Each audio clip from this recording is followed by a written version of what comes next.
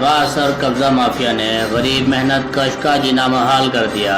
Mafia अपने साथियों के हमरा डरा धमका कर हरासा करने और कत्ल करने की धमकियां देते हैं। मुतासरा खानदान इंसाफ के लिए शदीद एहतजाज। मौजा खनोवाली की बस्ती कालू खान लंगा के रिहायशी मुतासरा खानदान ने एहतजाज करते हुए बताया कि हमारी बस्ती का रिहायशी बाअसर कब्जा माफिया मोहम्मद अफजल अपने बेटों समेत और दीगर बस्ती के शरपसंदों कब्जा माफिया ग्रुप के हमरा हमारे रकबे पर कब्जा कर रखा है।